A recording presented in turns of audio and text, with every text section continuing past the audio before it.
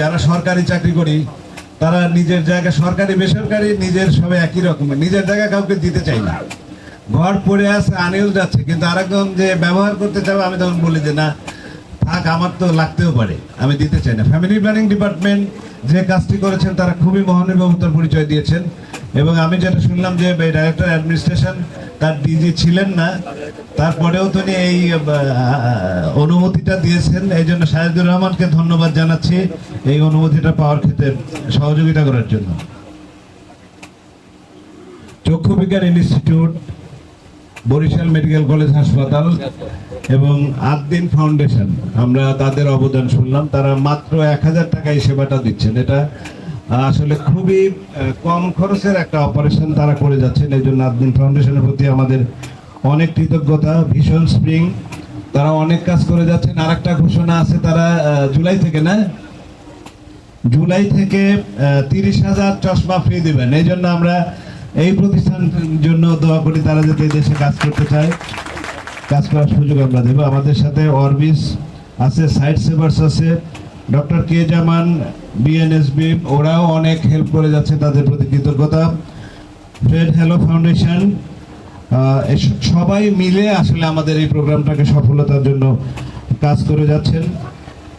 এই সফলতার কারণ কি? সাইদুর রহমান সাহেবের ডাকে কেন আসে, আরেকজনের ডাকে কেন আসে না?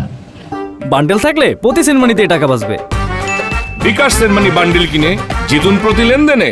এই আহ্বানটা আমরা নামাজের জন্য ডাকি, কারোর ডাকে আসে, কারোর ডাকে দূরে সরে যায়। ডাকাটা কিন্তু খুব ইম্পর্টেন্ট।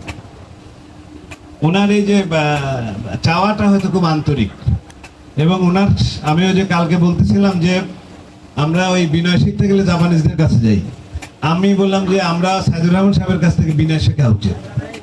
এত বিনয়ী একজন ভদ্র মানুষ, একদম মাটির সাথে মিশে থাকেন, এটা খুবই ইম্পর্টেন্ট। আমাদের এখানের ইমাম সাহেবরা অনেক কাজ করেছেন, এই কাজটা দয়া করে আপনারা করবেন।